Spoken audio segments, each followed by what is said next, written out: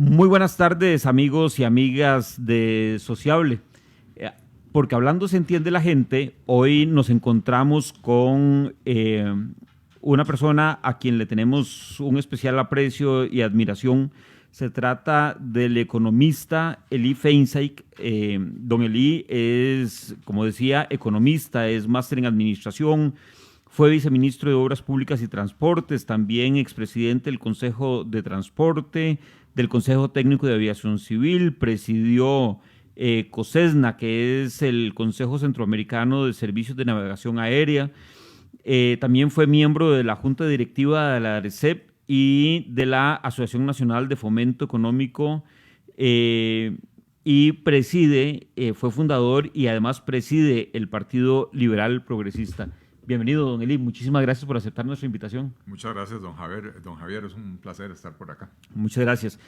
Don Eli, hay muchos temas que tratar, ¿verdad? Como lo convenimos cuando conversamos. Así es. Y entonces vamos a entrar como en el detalle. Yo considero que nuestras amigas y amigos que normalmente nos siguen van a estar muy interesados en estos temas.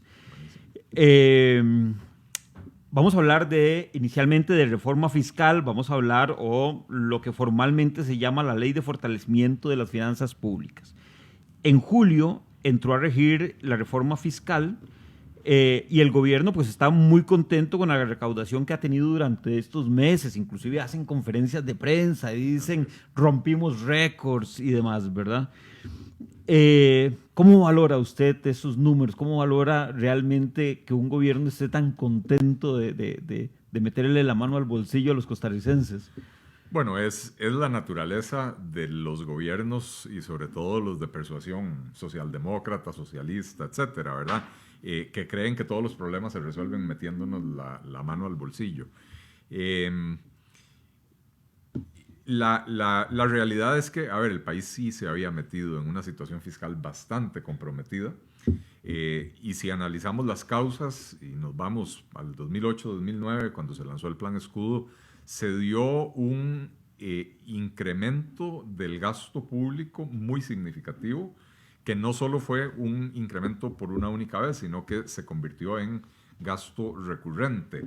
Y entonces pasamos de gastar más o menos 15% del PIB al año, el gasto público, a gastar 21% del PIB al año. Entonces, ese incremento de 6 puntos porcentuales prácticamente le explica a usted la totalidad del déficit, ¿verdad? Porque el déficit ha andado rondando eso, 6, 7%, algunos años 5, etcétera, pero básicamente ahí está esa diferencia. Es un problema que se originó en un 85-90% por el incremento, el crecimiento del gasto público como proporción del PIB, sin que en paralelo se diera un incremento de la recaudación. Entonces, lo ideal hubiera sido recortar el gasto público, ¿verdad? Volver a ponerlo en línea con los ingresos del gobierno, porque los ingresos del gobierno han permanecido desde el 2008 y desde antes en el orden del 14 del 13,5% al 15% del PIB. O sea que si gastamos 15 y tenemos ingresos de 14 o 15, tenemos las finanzas más o menos equilibradas, ¿verdad? Y el país puede continuar. Se pegó ese brinco enorme en el gasto público, lamentablemente en un gasto bastante ineficiente, ¿verdad? Pero bueno, la situación llegó a ser insostenible, el nivel del endeudamiento. ¿Por qué? Porque si usted gasta más de lo que le ingresa, claro, tiene que sacar la tarjeta de crédito para pagar la diferencia. Entonces el nivel de endeudamiento se tornó inmanejable. Ya para mediados finales del 2017 la situación se empezó a tornar más evidente. Recordemos aquel anuncio que hizo Luis Guillermo Solís el 1 de agosto del 2017, cuando la gente andaba en romería, diciendo no nos va a alcanzar la plata para pagar aguinaldos. Y eso, bueno, más allá de que es un error táctico de comunicación imperdonable en un presidente de la República, no en ese presidente, porque ese presidente evidentemente no sabía lo que estaba haciendo en ningún momento durante los 4 años, ¿verdad? Pero en el momento en que usted le anuncia al mundo no tengo plata para pagar aguinaldos, los mercados se ponen nerviosos. Y es a partir de ahí cuando los mercados empiezan a exigir cada vez tasas de interés más altas, cuando el gobierno sale a buscar dinero, a tratar de colocar títulos de deuda, y los mercados le dicen se lo presto a muy corto plazo. Y ahí es donde se empieza a abrir el famoso hueco fiscal que nos heredó don Luis Guillermo Solís y su flamante ministro de Hacienda, don Elio Fallas, ¿verdad? Y ya para inicios del actual gobierno, simple y sencillamente no hay plata en las arcas.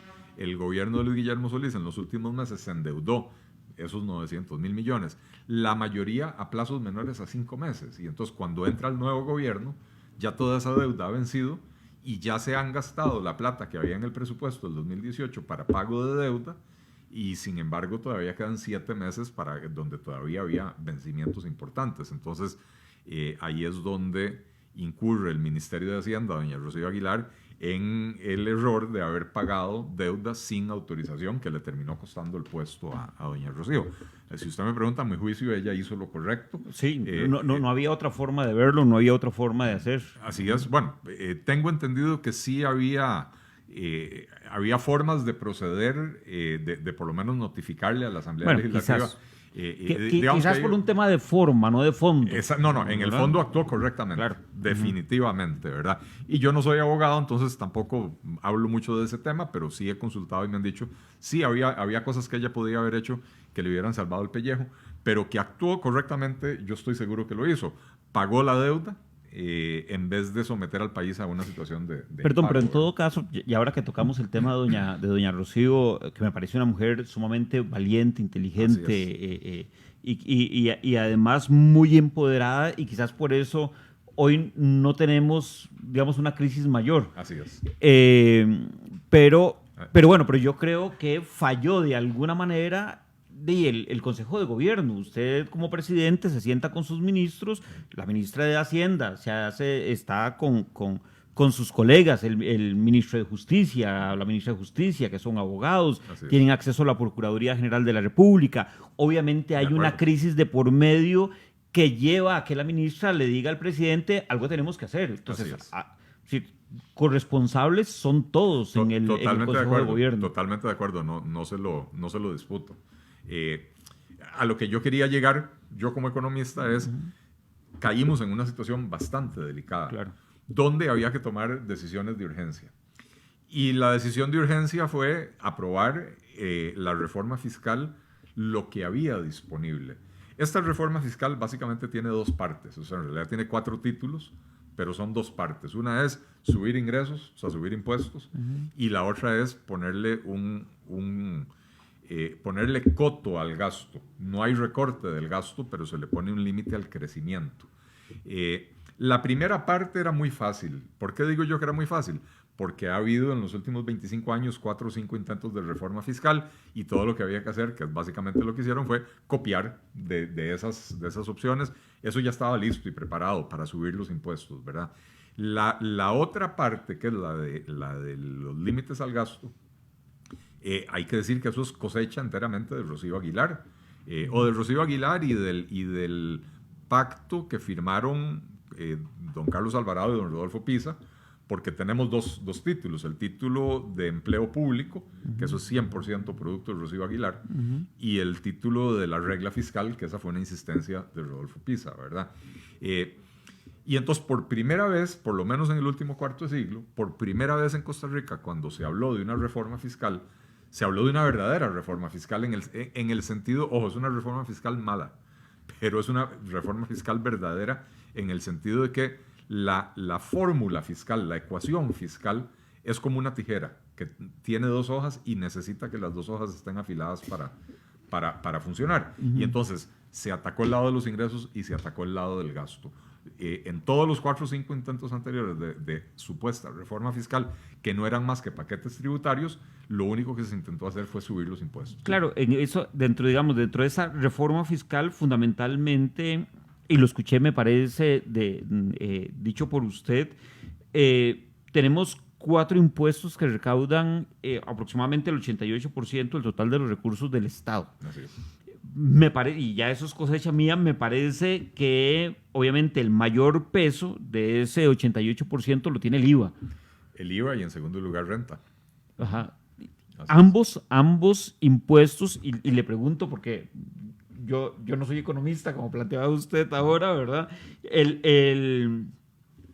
esos dos impuestos de alguna manera vienen a afectar la producción del país, ¿verdad? Es decir, afectan obviamente a las clases con menores ingresos, afecta claramente al comercio, al verse afectadas las clases de menores ingresos consumen muchísimo menos, el comercio se ve afectado y obviamente hay una disminución entonces en la renta que las empresas tienen que pagar.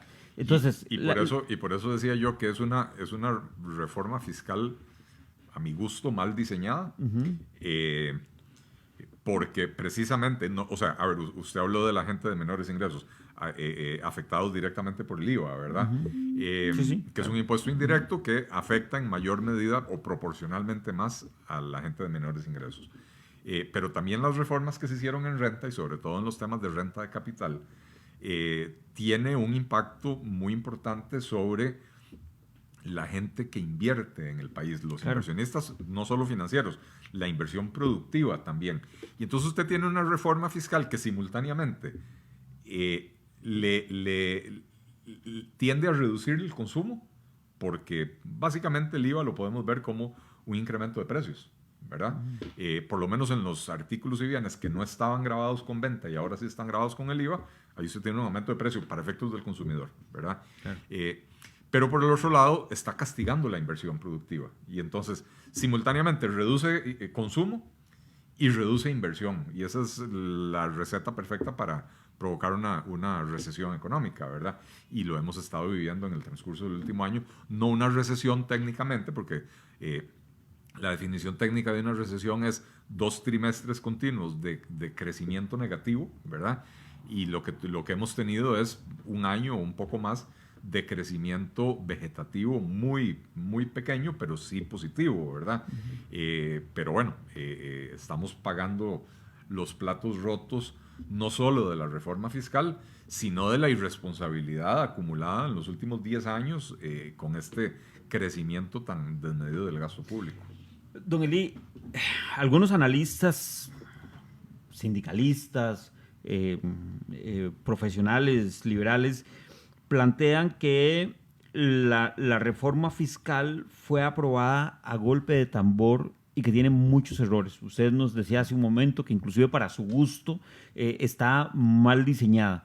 Eso inclusive implica que, como decíamos al principio, es muchísimo más fácil meterle la mano al bolsillo a los costarricenses para generar mayores recursos, mayores ingresos, que pensar en cerrar instituciones que no tienen ningún sentido, que están duplicadas, reducir el tamaño del Estado, etc. ¿Será necesario y prudente entrar a negociar ya hoy una reforma a esa reforma fiscal? Dios libre, porque una reforma hoy, a la reforma fiscal es para subir más los impuestos. No para corregir esos errores, ese diseño, digamos. O sea, si usted se fija en la composición de la Asamblea Legislativa, en el ímpetu de los diputados, en lo que desea el propio gobierno, no va a ser una reforma para arreglar nada, va a ser una reforma para subir los impuestos a lo que se quedó por fuera, ¿verdad? Entonces, Costa Rica necesita una reforma fiscal en serio, pero una reforma fiscal en el sentido de reconocer que hay 4 impuestos que recaudan el 88% y que entonces ahí deberíamos de concentrar los esfuerzos. También reconocer que hay 1.200 exoneraciones activas, más o menos, y que eso hace que los impuestos sean muy altos, pero de una base muy, muy disminuida. La base de pagadores de los impuestos es relativamente pequeña. Entonces, usted necesita ampliar la base para poder disminuir las tasas de los impuestos y con esa disminución de tasa de impuestos poder fomentar un ciclo virtuoso de inversión y producción y crecimiento del consumo. A pesar de que al ampliar la base va usted a aumentar la recaudación, ¿verdad? Por eso digo yo, esta fue una reforma fiscal mal diseñada. Que si fue aprobada a golpe de tambor, a mí no me gusta mucho esa frase porque usualmente cuando la gente la usa, lo que están pensando es aprobaron algo que a mí no me gusta y lo aprobaron muy rápido y no me dieron chance de bloquearlo, básicamente. Porque en Costa Rica nos hemos acostumbrado a que la política es bloquear absolutamente todo. Entonces, cuando aquí se toman decisiones y se toman decisiones rápido porque se necesita tomar decisiones rápido, la gente lo percibe como algo extraño. Cuando debería ser lo más normal del mundo que las cosas se decidan y se va para adelante. A mí no me gustan los impuestos. La Asamblea Legislativa decidió que ese era el camino. Listo, tome la decisión, vamos para adelante y sigamos con lo que sigue, ¿verdad? Porque si no nos enfrascamos en discusiones eternas, 20 años discutiendo reforma fiscal sin haber tapado el hueco que teníamos en las finanzas públicas. Sí, lo que pasa es que cuando hablamos, por ejemplo, de renta y cuando hablamos de exoneraciones, nos damos cuenta de que siguen siendo los mismos grupos de toda la vida los que mantienen esos niveles de exoneración y no necesariamente son los generadores de empleo, ¿verdad? Entonces vemos cooperativas y vemos, digamos, algunas organizaciones de índole social que producen mucho recurso económico, pero que no aportan nada, ¿verdad? Nos encontramos en bancos del Estado, por ejemplo, peleando con Hacienda para no pagar los impuestos que le corresponde pagar. Correcto. Entonces, a ver, ninguna ley de impuestos, digamos, es lo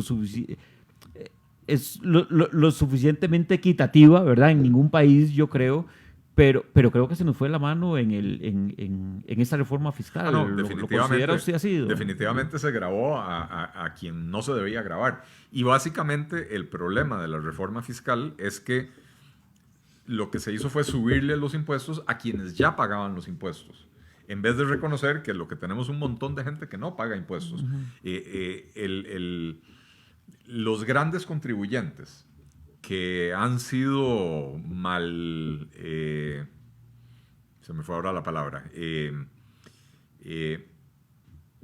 el proceso de la discusión de la reforma fiscal se convirtió a los grandes contribuyentes en los malos de la película, claro, en los culpables de absolutamente todo.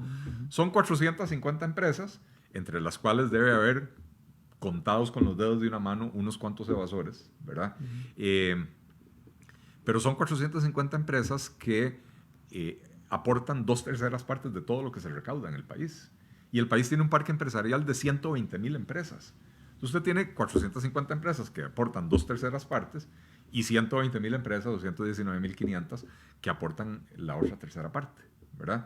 De hecho, la enorme mayoría de esas 120,000 empresas no contribuyen porque están en la informalidad, ¿verdad? El impuesto al salario, por ejemplo. El impuesto al salario en Costa Rica lo paga menos del 10% de los asalariados. Y normalmente usted no va a crear un impuesto al salario para cobrárselo a los pobres, pero tampoco puede vivir en un país con una definición, o sea, usted puede vivir en el país no puede vivir con una definición que dice que el 90% de la gente es pobre y por lo tanto está exenta del impuesto al salario, ¿verdad? A eso me refiero yo con que hay inequidades, hay una mala, un mal diseño, una mala distribución de la carga tributaria. Y cuando usted agarra a los que ya pagan impuestos y se los sube, ve lo que está haciendo es ahorcando a la gallina de los huevos de oro, ¿verdad? Así que sí, definitivamente, en los dos capítulos de impuestos, la reforma fiscal mal. En los dos capítulos de control del gasto, hay que decir la reforma fiscal muy bien, porque si bien no hay recorte del gasto, los límites que se pusieron en el título tercero y los límites que nos va a poner el título cuarto, que es el de la regla fiscal, son muy significativos y lo vamos a sentir el próximo año y sobre todo el 2021, el frenazo en el gasto público por la situación del endeudamiento del país. Y hablando sobre la regla fiscal, algunas instituciones han intentado zafarse de la regla fiscal, ¿verdad? Por ejemplo, la Caja Costarricense del Seguro Social, y todos los costarricenses sabemos todo lo que pasó en medio de ese estire y encoge, fundamentalmente de los sindicalistas, ¿verdad? No necesariamente de la administración de la Caja del Seguro, pese a que la Caja del Seguro sí termina firmando, digamos, un acuerdo, al final ilegal, pero un acuerdo. Yo ahí sí discrepo totalmente, y si hay una administración pública a la que no estoy dispuesto a darle indulgencias, es a la de la Caja. ¿Sí? Don Román Macaya se metió en la cama con los sindicatos y se apuntó con ellos, y no fue que tuvo que ceder en una negociación, fue que de una vez llegó a la negociación a decir, a ver, señores, ¿qué es lo que ustedes quieren? Vamos en conjunto con esto. Don Eli, y no solo don Román Macaya, los rectores de las universidades. Claro, pero señalás, digamos, en este caso, para hablar de la Caja, a don Román Macaya. Pero igual que hablábamos con con el tema de la exministra de Hacienda, con doña Rocío, don Román tenía una junta directiva que también lo acuerpó en este acuerdo, ¿verdad? Sí, Entonces no es Román Macaya, es de los representantes sindicales, los representantes de los empresarios que están en la junta directiva. El acuerdo inicial lo firman el presidente ejecutivo y el gerente de la caja, con los sindicatos. Después me imagino que eso lo llevan a la junta directiva para que lo avalen. Pero el movimiento venía desde ahí, venía desde la presidencia ejecutiva. Y muchas veces, a ver, ¿cuál es la composición de la junta directiva de la caja? Son 3 representantes del gobierno, que me imagino que don Román los maneja y los alinea. 3 representantes del sector laboral, sindicalistas y solidaristas, que ellos... el representante del movimiento sindical tiene toda la vida de estar ahí. Así es. Sí, no sé cuántas décadas de estar ahí sentado en esa junta directiva. Pero además, a los trabajadores de la caja les interesa que no les apliquen no la regla fiscal, que no les apliquen las reglas de los límites al crecimiento de los pluses salariales. Entonces votan no por el interés de la institución, sino por el interés de sus bolsillos, ¿verdad?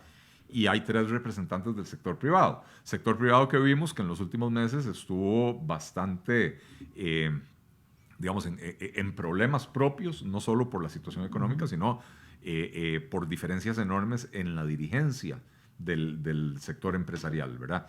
Pero entonces, al final de cuentas, es una junta directiva compuesta por 9 personas, de las cuales 3 son del gobierno y 3 son de los trabajadores. Usted tiene ahí cualquier propuesta suya para evadir límites a las remuneraciones, usted cuenta con una mayoría automática. Claro, hay la otra parte de las instituciones que procuraron zafarse de la regla fiscal son las municipalidades. Porque también los someten dentro de esa regla fiscal, a pesar de que el planteamiento de las municipalidades es suave. Es decir, a mí el gobierno central no me está girando recursos. Los recursos que yo tengo provienen de alguna manera, comillas, y abro comillotas, de alguna manera produzco mis propios recursos a partir del cobro de impuestos municipales, ¿verdad? Y a partir de los servicios municipales que yo le vendo a una comunidad, ¿verdad? Entonces, es correcto que las municipalidades hayan sido sometidas a esa regla fiscal, que en principio lo que se planteaba era eso, ¿verdad? Es decir, someto a regla fiscal a todas las instituciones. A toda la administración pública. Claro, que sobre todo aquella a la que el Estado tiene que transferirle los recursos, ¿verdad? Pero no, digamos, en este caso a las municipalidades. Mire, las municipalidades generan parte de sus ingresos con el cobro del impuesto de bienes inmuebles, que lo cobra Hacienda, pero en realidad le corresponde o sea, es para las municipalidades, pero también reciben enormes transferencias. Recordemos las leyes estas de descentralización, que cada año se les van transfiriendo más recursos para el mantenimiento de la red vial cantonal, etcétera. Pero don Eli, pero por dicha que se lo transfieren, porque en manos del Estado, y usted fue viceministro de Transportes, en manos del Estado central, eso sería un caos en este momento. Es correcta la descentralización, pero sí hay recursos del gobierno central que se destinan a las municipalidades. Pero al final de cuentas el asunto no es ese, es que ese argumento de que nosotros generamos nuestros propios recursos, por lo tanto no tenemos que someternos a eso podría argumentarlo también la caja, ¿verdad? Porque la caja no recibe plata del Estado como patrono y recibe plata del Estado por el aporte estatal a las pensiones y qué sé yo, ¿verdad? Pero al final de cuentas, la intención de la regla fiscal es proteger el bolsillo de los ciudadanos. Y el bolsillo de los ciudadanos, al ciudadano no le importa si la mano peluda que le están metiendo es de un gobierno local o de un gobierno central. Si es de una institución que se llama Caja o si es de una institución que se llama Ministerio de Hacienda. La intención de la regla fiscal y del capítulo de remuneraciones del sector público es poner a toda la administración pública en orden, en una trayectoria de crecimiento del gasto que sea sostenible, a toda la administración pública, no solo al gobierno central. Decía la Contralora que estuvo acá en nuestro programa que la regla fiscal para las municipalidades era importantísima porque las municipalidades están endeudadísimas. Pero están endeudadas porque de alguna manera el gobierno central también se los ha permitido. Están endeudadas porque tienen un cierto nivel de autonomía que les permite endeudarse. No es porque el gobierno central se los haya permitido. No es el gobierno, es la Asamblea Legislativa la que les tiene que permitir endeudarse. Y entonces, al final de cuentas, si una municipalidad quiebra, ¿quién va a pagar esa deuda? Probablemente van a llegar los tenedores de esa deuda a tocarle al Ministerio de Hacienda a decirle, mire, al final de cuentas es el Estado costarricense el que me debe la plata a mí, ¿verdad? Entonces, por eso es necesario poner en orden también a las municipalidades. Si vamos a usar ese argumento de yo genero mis propios ingresos, tenemos que ir a ver quién paga esos ingresos. La caja, o sea, lo que la caja cobra es un impuesto disfrazado con un nombre de contribución, ¿verdad? Pero es un impuesto. En la mayoría de los países... A la que estamos obligados todos. ¿Sí? Está obligado, no, claro. No puede... me comentaban, y perdón, hablando sobre la caja, me comentaban el otro día una persona, un costarricense que trabaja en Guatemala, y me decía, mira, en Guatemala yo pago más o menos en el orden de los 3 millones de colones por un seguro médico que atiende a mi esposa y demás, y no tengo la obligatoriedad de pagar la contribución, digamos, para una caja del seguro. Pero a mí me atienden donde yo quiera y cuando yo quiera. Un seguro privado. Un seguro privado.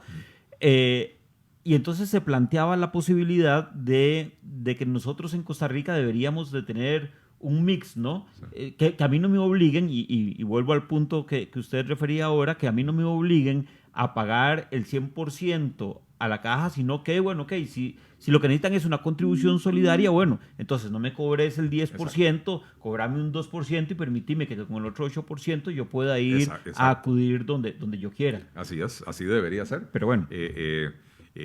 O sea, en vez de obligarlo a uno a asegurarse por la caja, es que al final de cuentas, con el cuento de la contribución solidaria, lo que hacen es obligarlo a uno a afiliarse a la caja, a sabiendas de que hay un porcentaje de la población que va a usar los servicios privados, y entonces la contribución solidaria de esa persona no es el 2% del 10 o 2 de esos 10 puntos, sino que termina siendo los 10 puntos, porque ahí nunca vas al hospital. Claro. Pero bueno, ese es un problema de diseño mucho más difícil de resolver, porque eso está embebido en la mentalidad del costarricense de que así tiene que ser, y es dificilísimo de cambiar. Habría que cambiarlo, ¿verdad? Pero volviendo al tema de la regla fiscal, esos recursos entonces provienen de los costarricenses. Del mismo bolsillo del que provienen los recursos de Hacienda. Claro. Y del mismo bolsillo del que provienen los recursos de las municipalidades. Yo la única excepción que podría considerar hacer es la de la Junta de Protección Social. Porque la Junta de Protección Social en realidad nos vende un servicio, nos vende la lotería, la compra al que se le pega la gana. Pero en ese mismo sentido, ¿estaría Recope o estaría el ICE? Porque ellos nos venden a nosotros y nosotros le pagamos por... Sí, lo que pasa es que, bueno, también el caso de la Junta de Protección Social, son servicios que están monopolizados, claro, que nos obligan a comprárselo estrictamente a la caja, a Recope o al ICE o qué sé yo, cuando eso podría ser en un mercado abierto, ¿verdad? Claro. Si Recope estuviera en un mercado abierto y Recope tiene que competir contra Exxon, British Petroleum, etcétera, no tendría sentido someter a Recope a esas reglas, claro, ¿verdad? Claro. Y en el caso de la Junta de Protección Social, porque la plata, uno compra voluntariamente la lotería, y la plata va para ayudar a hogares de ancianos y orfelinatos. Sí, entonces no le veo tanto sentido a ponerle ese límite, ¿verdad? Claro. En la medida que no hay una transferencia directa del gobierno central, qué sé yo. Pero aún así, habiendo hecho este comentario, el objetivo de la regla fiscal y de las reglas de las remuneraciones es poner a toda la administración pública en orden. Toda. Sí. Incluyendo a la Junta de Protección Social, a las municipalidades, a las universidades, a la caja, etc. Don Eli, nos saluda Jaime Hernández desde Liberia y nos dice, debieron reducir el gasto público. el gobierno no ahorra. Ese es el problema, dice don Jaime Hernández. Totalmente de acuerdo con don Jaime y no hay nada que agregarle al comentario. De hecho, por ahí empezamos, ¿verdad? La conversación diciendo el problema se originó 85-90% en el crecimiento del gasto público y ahí se debió solucionar. Lo que pasa es que dejamos las cosas para el último momento, como siempre, lamentablemente, hacemos en Costa Rica, y ya en el último momento hubo que aprobar lo que se pudiera aprobar a la carrera para dar un poco de oxígeno a las finanzas. Don Eli, hablemos de reactivación económica. Usted es una persona que, como lo decíamos al principio, ha pasado por la administración pública, ha sido jerarca institucional, ha sido miembro de juntas directivas, de instituciones tan importantes que yo preferiría no tenerlas, pero bueno, pero que son importantes en este momento porque las tenemos, como la ARECEP, que termina siendo un embudo muchas veces para generar inversiones. Hoy, por ejemplo, tenemos una barbaridad, tenemos únicamente 3 directores en la ARECEP, hace falta el nombramiento de 2, que el Estado en año y medio ha sido incapaz de mandar un par de nombres a la Asamblea Legislativa, a negociarlos con los diputados y las diputadas. Pareciera que no tuviéramos un ministro de la presidencia. Y entonces, bueno, usted sabe lo que eso implica, ¿verdad? Es decir, no hay acuerdos que no se pueden tomar, no se pueden aprobar concesiones, y bueno, y hay una serie de inversionistas ahí esperando que les aprueben la concesión para poder invertir y generar trabajo. Entonces, ¿usted considera, don Eli, que realmente el Estado, el gobierno, tiene un plan de reactivación económica? No es perceptible que haya un plan de reactivación económica. Hay medidas aisladas que el gobierno ha tomado, algunas de las cuales son importantes, pero no capaces de producir una reactivación económica por sí solas. Por ejemplo, han simplificado trámites en el registro de productos en el registro sanitario de productos. Está bien, había que hacerlo, pero con eso usted no logra la reactivación. Vienen hablando desde el puro principio que van a simplificar trámites en el SETENA, todavía no lo hemos visto. SETENA es uno de los mayores cuellos de botella para la inversión. Ojalá lo hagan, ¿verdad? Pero falta muchísimo para poder reactivar la economía. Y no nos engañemos, ¿verdad? Este ha sido un año particularmente malo, como lo comentaba usted, don Javier. Y probablemente el crecimiento de este año será del orden del 2%, lo cual es a todas luces insuficiente para una economía como la costarricense. Y probablemente el próximo año será un poquito mejor, ¿verdad? Y hablaremos de un crecimiento de 2,5%, o por ahí, ¿verdad? Probablemente hasta menos que eso. Pero el hecho de que ese crecimiento sea un poquito mejor no debe llamarnos a engaño, porque eso no es una reactivación económica.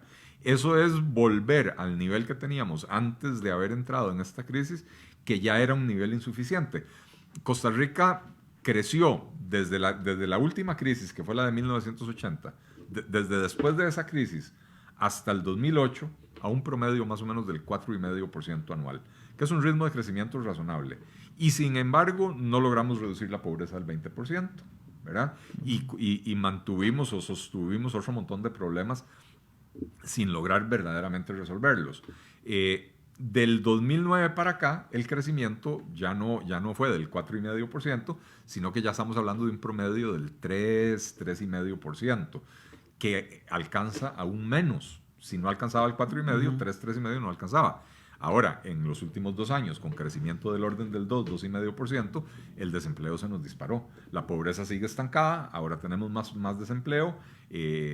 Ya de por sí teníamos un desempleo bastante alto. El promedio de desempleo de los últimos 10 años es casi 10%, creo que anda por 9,8%. Eso es exagerado para un país, para una economía sana, y esta no es una economía sana. Pero en los últimos 3 trimestres, el desempleo ha promediado 11,7, si no me equivoco, ¿verdad? 11,4%. Entonces, ese crecimiento no debería llamarnos a engaño, no es suficiente, y eso no es reactivación económica. Eso es simple y sencillamente una economía que se asustó enormemente por los riesgos que asumimos con el tema fiscal, y que finalmente ya pudo tomar un respiro y decir, bueno, ok, estuvimos muy cerca, pero nos salvamos.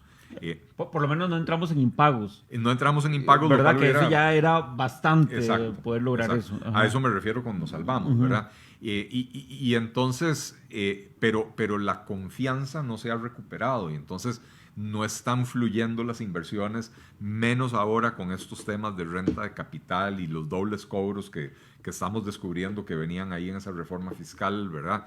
Pero resulta que si usted tiene una empresa productiva y usted vende una propiedad de esa empresa, se lo consideran ganancia de capital, le cobran el impuesto de renta, el 30%, y después cuando distribuye dividendos le cobran el 15% en el dividendo. Entonces, al final de cuentas, vender una propiedad se la están grabando con...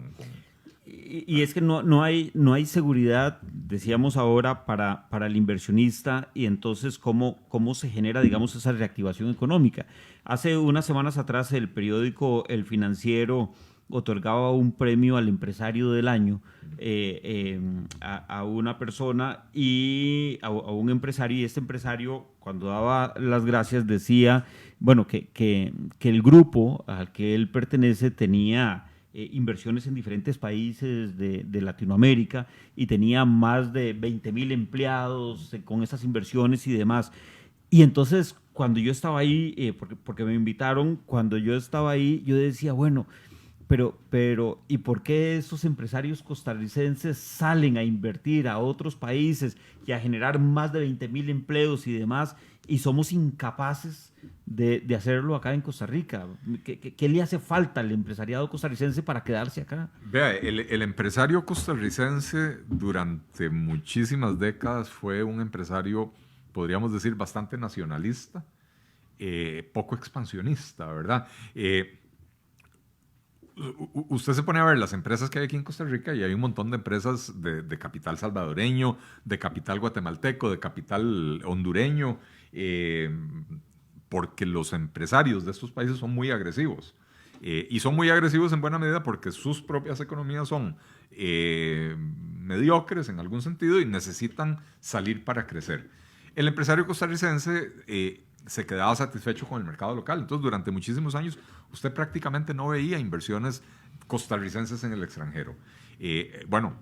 Con el deterioro de la economía costarricense, ya ahora los empresarios dijeron, bueno, no, yo necesito crecer. Y entonces están creciendo afuera de nuestras fronteras. Ahora, no, tampoco es que queremos que se queden aquí. ¿Por qué no tener una multinacional costarricense? Claro. ¿Verdad? O sea, eso le trae beneficios al país, aunque se generen empleos en otros países, ¿verdad? Porque se generan encadenamientos comerciales, encadenamientos productivos, etc. Entonces, muy bien que los empresarios costarricenses estén invirtiendo en el exterior. El problema es que muchos empresarios están desinvirtiendo en Costa Rica. Ese es el tema. Ese es el problema. Claro. Y están desinvirtiendo en Costa Rica porque se ha vuelto excesivamente caro producir, porque el costo de la energía es muy elevado, porque el costo de la seguridad social es impagable, porque los impuestos suben y los servicios públicos no mejoran y más bien empeoran, ¿verdad? Entonces, claro. El otro día, como anecdótico, para no hablar de grandes empresarios, me recomendaron un restaurante, mi esposa es mexicana, y entonces me recomendaron un restaurante que es un changarrito mexicano en el centro de Tibás.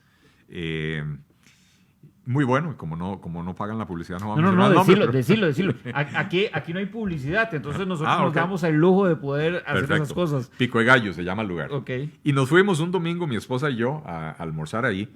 Un restaurante que tiene 6 mesas.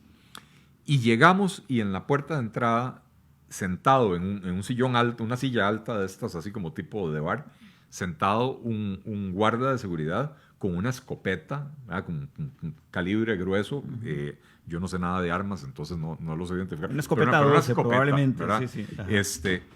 Y yo me puse a pensar, ¿usted se imagina lo que representa tener a ese guarda de seguridad para un changarrito de seis mesas, ¿verdad? Porque no estamos hablando de un restaurante de 100 mesas, estamos hablando de un localito, ¿verdad? ¿Y eso qué es?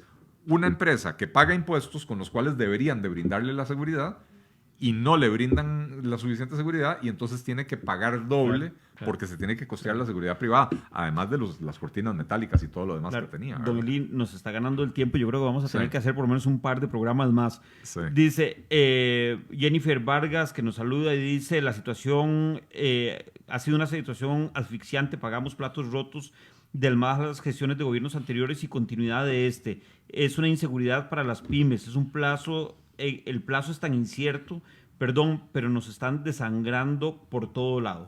Así es. Otro comentario dice Marco Soto, el gobierno no tiene competencia evitando la búsqueda eficiente natural que se da cuando se compite. He visto en los últimos meses muchos profesionales independientes, emprendedores, tener que cerrar sus negocios o ser empujados a la informalidad producto de las cargas impositivas y la voracidad fiscal. Así es. Y esto era previsible. De hecho, desde antes de la entrada en vigencia de la reforma fiscal, ya con la factura electrónica, hubo mucho comercio pequeño que desapareció. El salón de belleza donde iban mi esposa y mis hijas, y no era un saloncito de esos pequeños, un salón, qué sé yo, con 6, 7 personas trabajando ahí, estilistas, depiladores, etcétera, ¿verdad? Y anunciaron por ahí de noviembre, diciembre del año pasado que iban a cerrar porque no podían hacerle frente al aumento del costo, o sea, que los clientes no les aguantaban ese aumento del 13%, y terminaron cerrando. Y yo sé que muchas de las personas que trabajaban ahí ahora siguen trabajando en sus casas sin reportar absolutamente nada, porque es natural cuando usted le sube los costos a la gente. Sigue el gobierno haciendo algunas cosas y dentro de ellas el otro día teníamos a la ministra de Comercio Exterior acá en el programa y le preguntábamos a doña Dialá si este era el momento oportuno para entrar a la OCDE. La OCDE es un club de países ricos al cual vamos a tener que pagarle alrededor de 1.600 millones de colones anuales para poder pertenecer a él.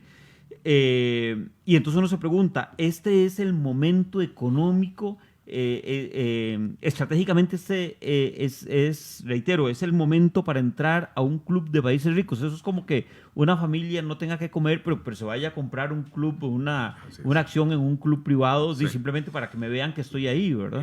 No es a ver, yo sé que se le dice el club de países ricos y no es exactamente eso. México está ahí, México no es un país rico, Colombia está ahí, no es un país rico. Es una organización que en teoría promueve buenas prácticas de gobierno y entonces un país como Costa Rica podría beneficiarse de aplicar estas buenas prácticas, ¿verdad? No necesariamente es una mala, o sea, no es lo mismo que una familia que está pasando hambre que vaya y compre una acción del Country Club. Pues son dos cosas completamente diferentes, ¿verdad? Sin embargo, la idea no necesariamente es mala, el momento es pésimo.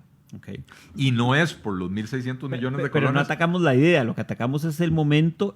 Sí, atacamos obviamente la inversión que hay que hacer en un pago anual. Pero el problema no es el pago anual. 1.600 millones de colones es plata, por supuesto, pero cuando usted compara eso con el presupuesto del MOPT o con el presupuesto del Ministerio de Educación, es más, si usted compara eso con lo que se desperdicia en la administración pública, no es tanta plata, ¿verdad?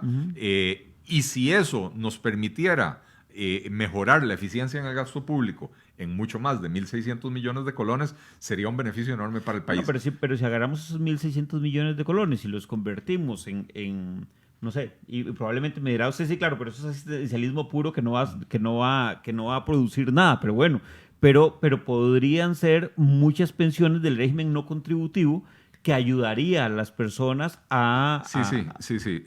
A ver, mi punto es que esos 1.600 millones de colones no son nada comparado con otros costos. Totalmente de acuerdo con usted. Perdón, pero con otros costos que impone la membresía en la OCDE. Okay. Porque estas mejores prácticas de gobierno imponen un montón de costos, no solo al gobierno. Le impone un montón de costos, nos impone un montón de costos a las empresas.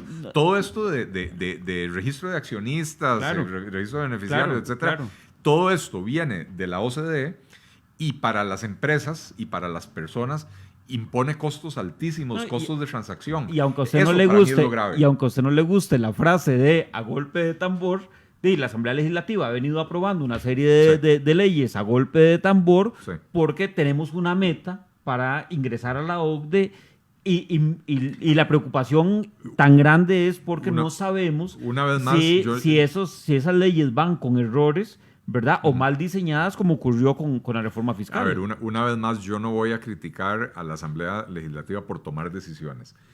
Bueno, yo le preguntaba al diputado Pedro Muñoz si la Asamblea no le estaba haciendo el trabajo al Poder Ejecutivo y Pedro no quería verlo al principio así, después dijo que sí. Pero estamos en un sistema de gobierno republicano. No es hacerle el trabajo al gobierno. La Asamblea Legislativa es gobierno, ¿verdad? Entonces, si hay una decisión que yo puedo compartir o no compartir. Si yo estuviera en la presidencia de la República, yo no hubiera impulsado OCDE en este momento. ¿Okay? Pero si la decisión de la mayoría es, vamos adelante con OCDE, tomar decisiones, legislar y avanzar, me parece que es algo positivo, ¿verdad? Criticar que se resuelva, me parece que es volver a caer en esa práctica usual que tenemos en Costa Rica de no dejar que las cosas avancen. Claro. Pero entonces no resolvemos nada. Claro. Porque si fuera que vamos a escoger entre A y B, ok, sometámoslo a votación. Si ganó A, ganó A, y si ganó B, pero vamos por un camino. Claro. No es... lo que hacemos en Costa Rica es que alguien dice A, y yo, en vez de decir B, digo no A. Y la discusión es, ¿vamos por A o vamos por no A? Y el país no avanza. ¿Me entiende? Don Eli, como nos está ganando el tiempo, yo no quiero que el programa se termine sin hablar del Partido Liberal Progresista, partido que usted fundó. Gracias. Y que ahora está trabajando en algunos de los cantones de cara a las elecciones municipales. Cuéntenos un poquitito de eso. Sí, estamos... Perdón que cambie, sí. y perdón a los amigos y amigas que cambie radicalmente el tema. Está bien. Y gracias por la oportunidad, Javier, de hablar de esto también. En el partido somos de la filosofía de que vamos despacito pero con buena letra. El objetivo es llegar al 2020 fortalecidos, con experiencia, con representación en todas las provincias del país para poder presentar una papeleta de diputados completa. Y tomamos la decisión ahora de participar en pocos cantones, pero donde pudiéramos hacer una labor interesante. El que mucho abarca, poco aprieta, entonces decidimos abarcar poco para apretar mucho. Estamos en 8 cantones que son Orotina, Desamparados, Alajuelita, Goicoechea, Santa Ana, Paraíso, Jiménez y Pocosí. Y la escogencia fue estratégica tomando en consideración varias cosas. Uno, que tuviéramos equipos de trabajo suficientemente motivados y bien organizados para llevar adelante una campaña, lo cual nos permite mantener a las bases entusiasmadas, trabajando, fogueándose, ¿verdad? 2, que nos permitiera, que pudiéramos hacer una buena labor y las formas de medir buena labor son diferentes dependiendo del cantón. Hay cantones donde tenemos la fe de que vamos a lograr sacar por lo menos un regidor y ojalá 2 o 3. Hay un par de cantones donde pareciera ser, por la reacción de los rivales, que los estamos asustando y que puede ser que estamos ahí en la pelea por la alcaldía, ¿verdad? Pero también hay cantones, digamos, como los cantones populosos de San José, Desamparados, Alajuelita, Goicoechea, que son cantones que nos permiten acercarnos a una población que normalmente uno no asocia con un partido liberal, ¿verdad? Y entonces esto nos permite también ensayar formas de presentar nuestras propuestas para poder llegarle a estas poblaciones. Además, llegar con un mensaje claro de que los liberales no comen chiquitos, como antes se decía de la gente de izquierda. Esa es la idea, y se dice de la los derecha. liberales, Ajá, ¿verdad? Ajá. Precisamente esa es la idea de tener presencia en esos cantones. Después hay otros cantones como Jiménez y Orotina que nos permiten llegarle a otro tipo de población que tampoco usualmente se asocia a partidos liberales, que es las poblaciones rurales agrícolas, ¿verdad? Y entonces eso también nos permite ensayar cómo se le llega a estas personas para poder tener en el 2022 un discurso coherente que todas las poblaciones del país puedan sentir como un discurso que les pertenece y que les corresponde, ¿verdad? Así que... ¿Será candidato a la presidencia don Eli Feinstein? Mire, es muy temprano para lanzar candidaturas. Nunca es temprano para soñar y para trabajar. Para trabajar ya estamos trabajando, ¿verdad? No han pasado ni siquiera las elecciones municipales, entonces es irresponsable ponerse a anunciar candidaturas. Sin embargo, por supuesto que estamos trabajando para eso. Usted no puede decidir que quiere ser candidato a la presidencia 15 días antes y ver cómo organiza ese trabajo. Máximo un partido pequeño que necesita construir bases, que necesita desarrollar propuestas, que necesita tener un plan de gobierno, etcétera. En todo eso estamos trabajando. Si la salud lo permite y la situación del país se presta, ahí estaremos en el 2022. ¿Solos o generando alianzas con otros partidos? Bueno, eso va a depender de qué posibilidades haya de alianzas. Es mejor solos que mal acompañados, pero ojalá se pueda lograr una gran alianza de partidos de centro derecha con una persuasión razonablemente liberal que quiera reducirle el peso del Estado a los costarricenses, y en esas condiciones estaríamos dispuestos a participar. Don Eli, cuando le menciono algunas de esas palabras o frases, ¿qué se le viene a la mente rápidamente? Monopolios. Lo peor que se puede hacer en una economía. Desempleo. Un flagelo que golpea gravemente y que en Costa Rica lamentablemente no estamos sabiendo resolver. Reactivación económica.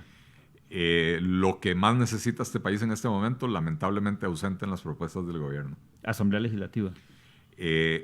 Sorprendentemente ha hecho un trabajo interesante, una asamblea de la que nadie esperaba nada y ha logrado resolver cosas importantes nuevamente, independientemente de que nos guste o no, pero han resuelto temas importantes como educación dual, como jornadas laborales, la propia reforma del reglamento legislativo, por supuesto, para no mencionar también la reforma fiscal y la reforma de huelgas, ¿verdad? Son temas muy importantes. Carlos Alvarado. Una persona con buenas intenciones que llegó prematuramente a la presidencia. Presidencia. Una oportunidad de servir al país para hacer reformas significativas, y es lamentable que la gente pretenda llegar a ellas sin saber para qué, digamos, como un Luis Guillermo Solís, y que pasen 4 años vegetando sin hacer nada. Eli Feinstein. Eso se lo dejo a la gente para que lo opine. Ese soy yo. Muchísimas gracias, don Eli. Gracias de verdad por acompañarnos. Muchas gracias a ustedes por la invitación, Javier, un placer.